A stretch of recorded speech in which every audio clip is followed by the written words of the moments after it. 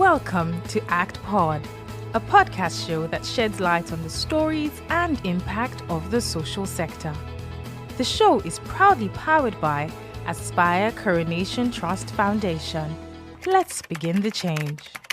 Hello, good morning, good afternoon, good evening, whenever you may be watching this. Welcome to Act Pod, our story, our continent. Here we talk about all the beautiful things that various changemakers are doing across the continent of Africa, impacting the world, one community, one individual at a time.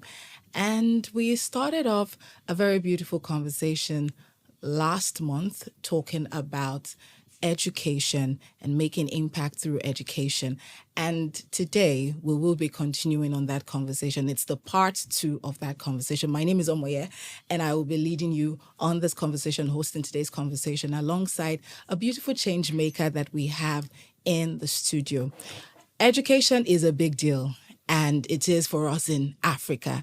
As you may have noticed, there's a lot going on. We have a lot of children who are out there on the streets without education. And it's so beautiful to see that there are a number of change makers who have risen up to the challenge of helping these numerous children with providing them with education, bridging that gap with the inequality in education. And we have one of them in the studio. Last month, it was a lady, and I'm glad that this one's also a lady. So women are doing great things. Okay.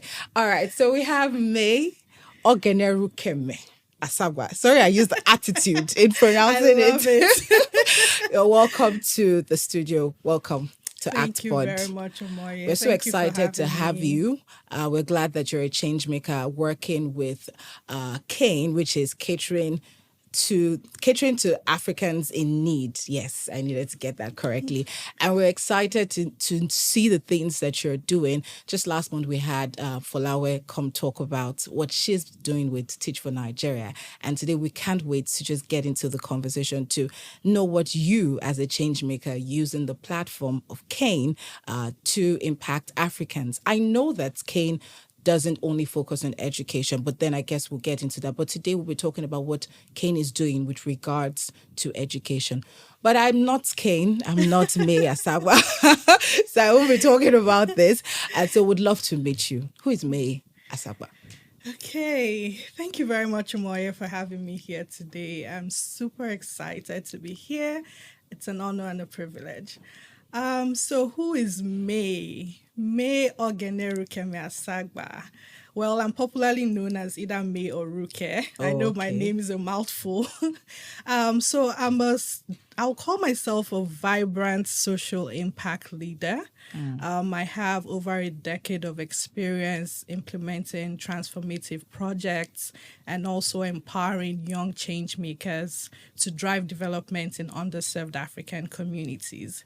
So at the age of 21, I started catering to Africans in need. Yes, I know I was pretty young. I'm tempted to ask you how old you are now, but don't worry, I won't ask you. Yes, so I did that at the age of 21. Wow. And so it's been over 10 years of running that organization, and I currently serve as the Chief Executive Officer of the organization. And I'm so proud of the impact that we're making, the projects that we've implemented.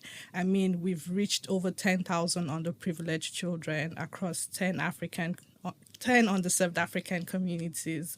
And it's just great to see that, an idea that was born years ago has just done so much and impacted so many lives. Awesome. Yeah. So excited already.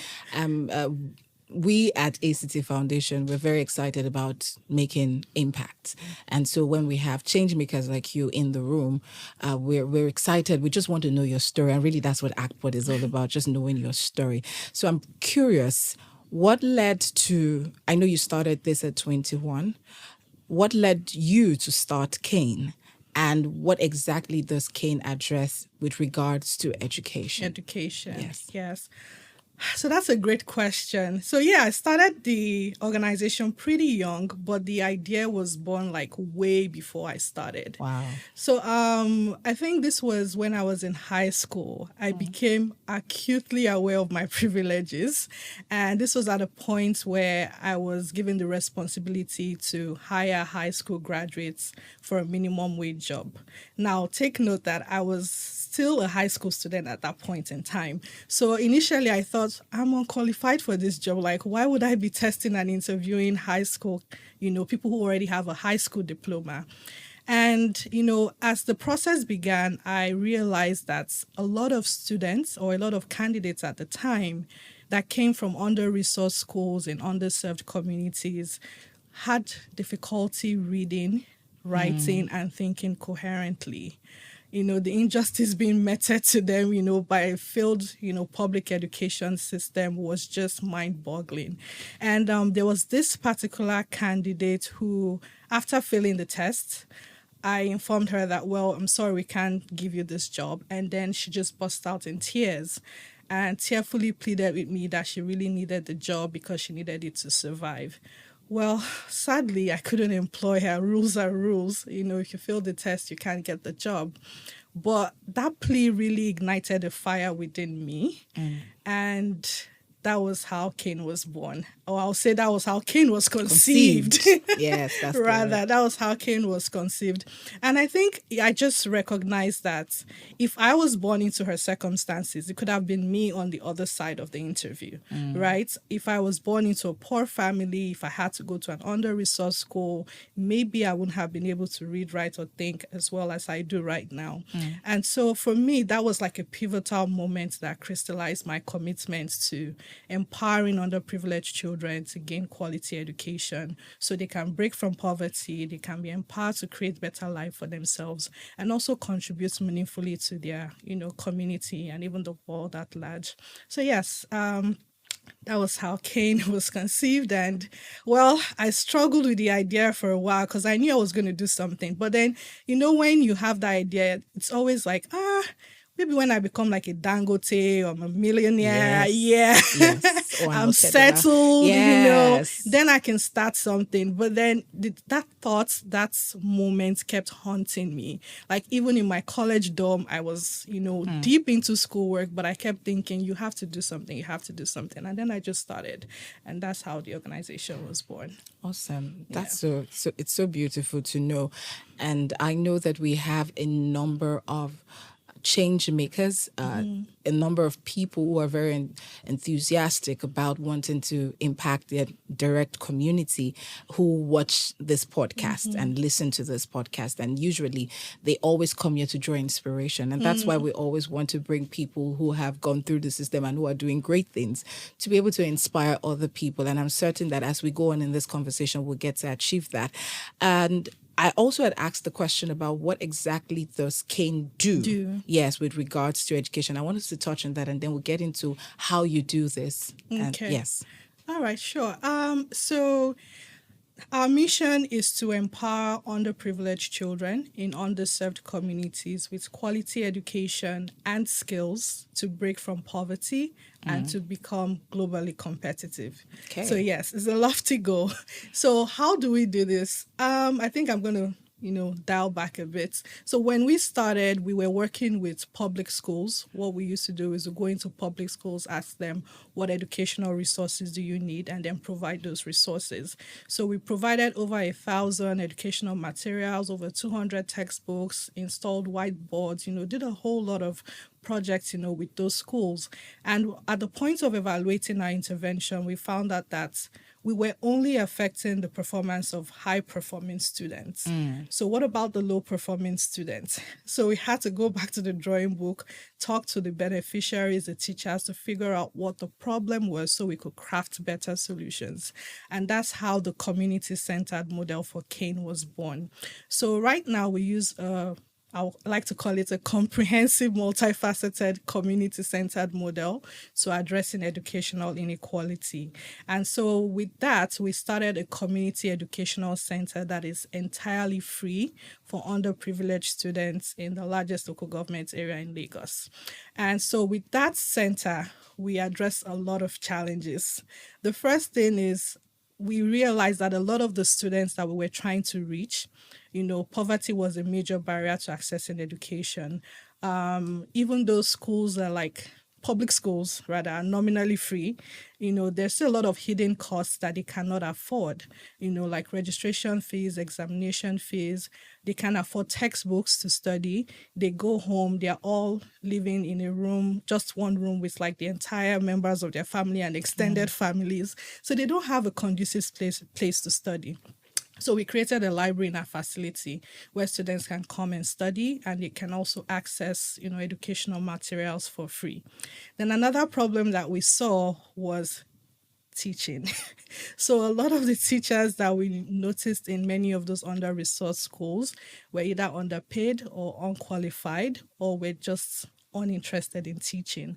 So for us, we offer expert tutorials, we hire professional tutors, and we pay them well, and then we pay them on time, and we make sure that they're actually qualified to teach. So we provide daily tutorials, and we focus on major subjects like mathematics and English, because you need that to be able to move on to the next level in school. And then we also provide career enrichment programs, and with that we are challenging the cultural bias that restricts career choices to just medicine, engineering, and accounting. We're exposing students to a diverse array of career opportunities by inviting different career professionals. And then with this program, career professionals talk about, what's the journey to this career? What are the strategies for you to be successful in this career? How can you attain, certain positions in this career? So the kids are aware, from an early stage, and they can pick, a better career fit for themselves. And then beyond academics, we do a lot of like mentorship and character development courses, because they are from environments where crime rate is high. There's a lot of violence, so we do a lot of character development courses. We do a lot of mentorship, because we're trying to train not just people who are academically sound and successful, but people who are empathetic citizens who can also contribute positively to their community. And then we also offer digital skills training, because we are in an ever-evolving digital age, and if you don't have digital skills, how are you going to be competitive in the job market?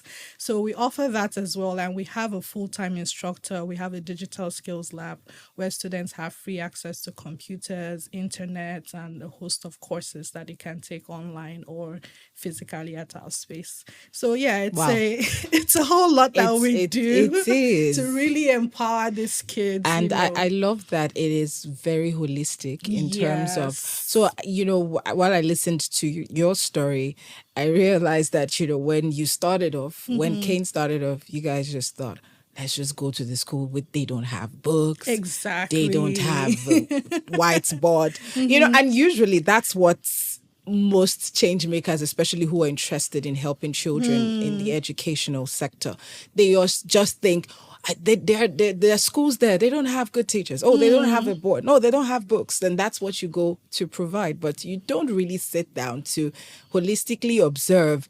And it takes a lot to do that research to find out what exactly do these people want. And, we've had a number of change makers come in to talk about their works in the different sectors, especially education, because we're talking about education. And we'd hear this over and over. Don't go to the community and just say, I know what you need, and I'm going to give you what you need. So I like the fact that you learned from that experience. You gave them the books, you gave them the board, you gave them everything, but then it wasn't obviously what they really needed. And so you had to then sit down, go back to the drawing board. What exactly do these people need? We need to ask them. We need to know. And now this has given birth to all, I think you mentioned about 6 or 7 things that you do, yes. right? Yeah. So it's given birth to all of these things, including mentoring, and now even bringing in technology to empowering the kids. I think this is really beautiful, and I think that CAIN is doing a great job. Now, I want to talk about 2 things before we get on to talking about some of the in terms of collaboration, talk about collaboration and some of the challenges that you've experienced doing this. I want to know how receptive were the community, your beneficiaries now, because this would involve the school, the communities, all the different stakeholders. Yes. So how receptive were they to CAIN, when you all showed up to bring Not very receptive. intervention? And you cannot blame them.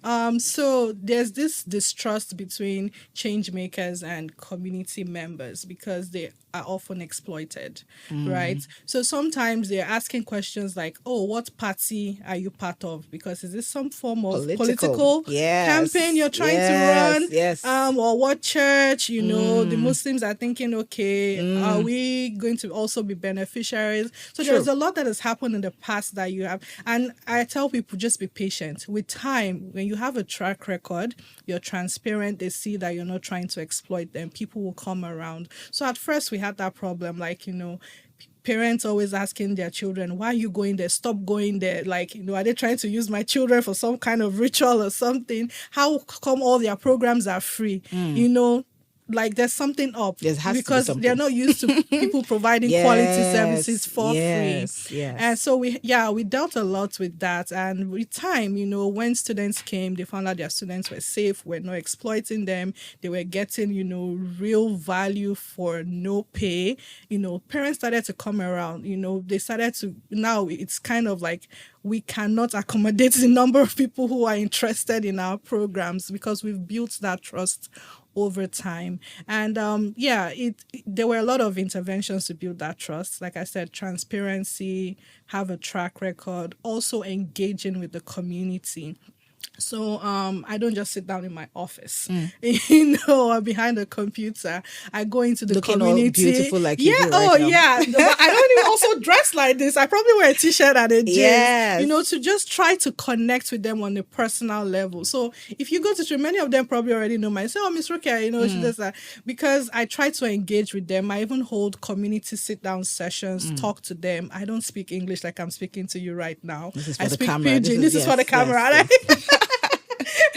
So I speak Pidgin English, and my Pidgin English is good, thank God. And I also speak, Yoruba, even though my Yoruba is a little bit, but, just to connect with them. Yes. And also, tell them that we're not just doing things for you. We also want to get your input. Like, what do you think about the programs? What ideas do you have? Involve them, aside from just trying to throw programs and throw initiatives at them. Yeah. Fantastic. That's really beautiful. Thank you so much for sharing.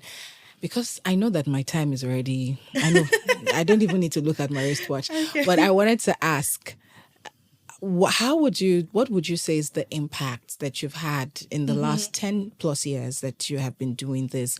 What's the impact that CAIN has had with regards to the kids? And then you could probably tie this to what keeps you going. Because I know that you couldn't have been doing this for the last couple of years that you have if you have not found something that makes you wake up every day, pull that t-shirt that you say you wear and wear your sneakers and your jean and you're going out again to impact the lives of these people. What keeps you going? Connecting it to the impact that you've had over the years. What keeps me going? The transformation that I see occurring on a daily basis. That really keeps me going. Like, I love my job and I've made so many sacrifices. I'm like, if I didn't love this job, I wouldn't be doing this. We know. Yeah, there's the transformation that you see. So just a few stories. There's some students that have come to us with failing grades, like their report cards are just F, and now they're scoring A's. So that transformation from a child who thought it was a failure to now being top of their class. We've had students who also thought that it was okay for a man to beat his wife while correcting her, because that's what they saw in their community. But then when we treat domestic violence, now some of those kids are advocating for women's rights. They stand up when they see someone trying to beat a woman. Just seeing that change over time. Just recently, we had one student who comes from a family of 16. So his mom has 14 kids. Yes, just one woman. Wow. And all of them are high school dropouts, sadly. And he learned from a friend about our center and started coming. He has been taking classes, and now we were able to raise money for him to go back to school. So he's been enrolled in school, and he didn't even stop there. He has started taking exams to go on to study computer engineering at the university level. So, but there's a lot of transformation going on. Cycles are being broken, and just seeing that, impact, seeing that change occur keeps me going. Like, despite the struggles or the hurdles, I'm like, yes, this is something I would be willing to dedicate my life to. Fantastic. That's so beautiful to hear.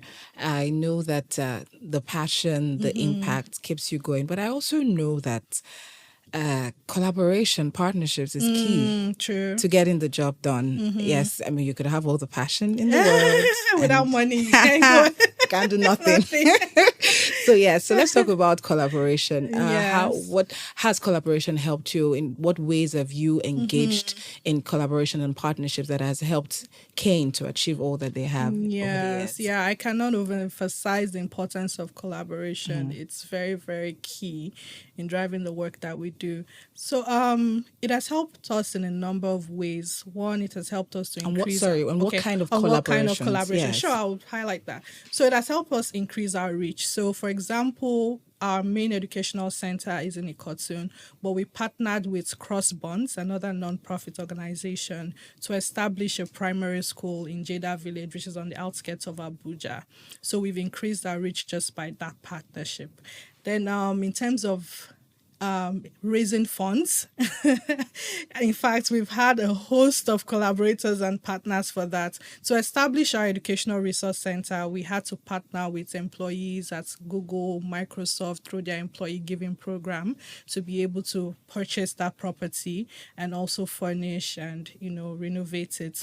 Then also in terms of building capacity, offering training. At some points, we partnered with Jobberman to offer soft skills training and certification to underprivileged students across Africa. So yes, there have been a host of, collaborations that have kept us afloat and helped us scale as well. I love that. Of course, it's intersectoral. So Exactly. the private sector, the public sector, and even the social sector. And so that's beautiful. One of the things that I love about what you do is the fact that you're not just focused on the academic performance of these kids. You are also seeing how they can be better persons, how they can develop soft skills, because the world out there doesn't just need academics. Exactly. I mean, the first classes and all of that. We need people with other skills, soft skills, digital skills, to be able to compete in our fast emerging and growing society, as it were. Yeah. Okay, so that's fantastic. Now I want to ask, even as we begin to wrap up, one of the questions, of course, challenges. And I know that, like I said, when we started off the conversation, we have a number of people who are either aspiring or who are in the business, who just started. Some people are at the point where they're like, I don't think I can do this thing anymore. Let's leave it to the real change makers. I thought I was a change maker. Well, I'll probably be changing things in my corner, Do you understand? And then we have different kinds of people who watch this podcast or listen to us. So I want you to talk about some of the challenges that you have, and then I'll go on to ask you my final question, but I won't tell you that. So what challenges did you? So some of the challenges, I think I'm going to go off what you just said about real change makers versus change makers. We are all change makers, right? And I feel like we all have individual strengths that we can harness to, create change. Some people are leaders, so maybe they go on to start a non-profit, right? And some people are great in the background. They ensure the engine is running, so they can work with a non-profit, or even in whatever organization you're working in. There could be policies in place that need to be changed, to create some form of change. It could be, getting better packages for women at your workplace. So we can all create change from our different spheres, harnessing our different strengths. We don't have to be at the forefront of a movement to create change. Absolutely. So So in terms of challenges, number one, like we said, money. Money has been a big one. Fundraising, yes. So yeah, I'm thinking of how to say this. So the funny thing is, I'm one of those people who finds it hard to ask for money. interesting, right? And I started a nonprofit. I remember telling one of my friends that, oh, I'm going on to start a nonprofit. And he's like, you have to start asking people for money, right? Because he knew that was a weakness that I had. I said, yes, I know. I've thought about it, but I feel like I need to do this. So I think that if you're going to, go on to create change, you have to break that habit. You have to learn to ask people for help. You have to learn to, collaborate with people, put yourself out there. So that's something that I struggled with initially, but over time with practice, you get better at it. So yeah, and there were a host of things that I did rather to overcome that. So first thing is, aside from just asking people, you need to document your progress. You need to document what you're doing. You can't, I often say show rather than tell. It's one thing to say, oh, I'm doing all these great things, but you don't have evidence. Like, show your workings. Like, what have you done? Do you have videos? Do you have stories of the children that, you've transformed or you've affected? So you need to show your workings. You need to document your progress. Let there be a track record. And I think a lot of people, when they start off initially, they often underestimate themselves, or they often think they will start showing when they arrive. No, people are following you. You're seeing what you're doing. So sometimes you might get to a point where you're not even asking people for money anymore. They see that you've been consistent over time. There's a track record. They've been following your progress over time. And there's some form of connection that they, have with you. And that opens up their hands, opens up their purses. So I often tell people, document. It doesn't matter where you start from. Document, show your progress, show your track record, share your challenges as well. You're human, you're going to make mistakes along the way. So do that a lot. So I think that was the first challenge. Second one was building a team. So there's something I've noticed. I don't know if that's just exclusive to Nigeria, if it's in other parts of the world as well. Some people join nonprofits world for selfish reasons. Maybe because they're trying to get a scholarship for grad school and community service and things like that, looks good on their resume. So you have to be careful when you're building a team. You want to build a team of people who are truly passionate about the work and who are willing to do the work and are not just there for the salary and for the resume building. Okay. So yes. Okay. So I see you talked about two major challenges, but I guess you definitely had other challenges. I don't want to take your time. Okay, so you've talked about funds, and one thing I love about how you went about it was the fact, because I was going to ask you what advice you have for aspiring change makers, and even though I kind of did, and that's why you went this way, you talked about the challenges and you talked about what you did to overcome those challenges, and I think that that's very resourceful for whoever it is that is listening to this. I think the last thing I would ask would be, okay, let it be the last thing because it's actually the last thing. So two things. I'll merge it. Are you sure it's the last thing? I'm enjoying this. Can we stay longer? We have to close. So two things would be, you mentioned something, and that's what triggered this question. So we've seen a number of change makers start off, oh, I'm very passionate. I want to do this. I want to do that. And then as they continue, 5 years down the line, they're already veering off. And it's now becoming more of a personal thing. It's now becoming, oh, I need to make money. I need to take care of needs, And then you look at them 10 years, 15 years down the line, it's no longer about the passion that led them to start off, but now about just making money to sort their status. What has kept you on this path, this trajectory of still sticking to what it is that you wanted to do from the beginning? In fact, I see you have even transitioned and improved on what you do first. Then, of course, lastly, what next for CAIN? For CAIN. Yes. What next? And that's it. So please. So not to be judgmental, a lot of things can happen on your journey of social entrepreneurship that will make you veer off the way. And most of those reasons are legit. Tell me about it. You might not get enough funds to keep up your lifestyle or to sort out your bills, and bills don't care about what you're doing with your life. They come. True. So I think I want to empathize with people who have had to get off because of that. But what has kept me really is passion. Like, even when I couldn't pay myself and I was doing freelancing jobs, half of the time I was still doing the work that I do at CAIN. So it's something that I'm really passionate about. And I think also I've always just loved education. I was that student that loved school. Yeah, don't be deceived by my persona. I was always very academic inclined and top of the class. I loved reading, education, and things like that. So I think just saying that people didn't have that opportunity because of, their socioeconomic status was really, made me really sad. And I was like, I really wanted. So it's something I've been very passionate about. So I think that really keeps me. And then I also think about, sometimes we underestimate the impact that we can make. True. So I asked myself, definitely God will raise other people to do the work, but there's a ripple effect. Imagine if we're all doing our best, wherever we are placed. Think about what Nigeria would be. Absolutely. So I take individual responsibility for that. I'm like, I always ask, am I doing my best, to produce the Nigeria I want to see, to fix the sector that I'm in?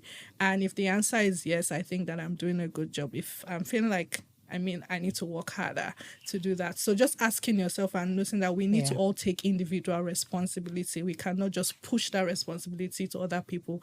It's never going to get done. So take individual responsibility. Then you asked me another question. What's next? That's a big one. So it's so funny because yes, I've been writing a lot of grant applications in the past 2 weeks for that what's next question. And it's been a hectic past 2 weeks. Well, what next? So we're trying to scale and not just move from Alimosho to other underserved communities, not just even in Nigeria, but across Africa. And we're trying to do that by replicating the community-centered model that we have.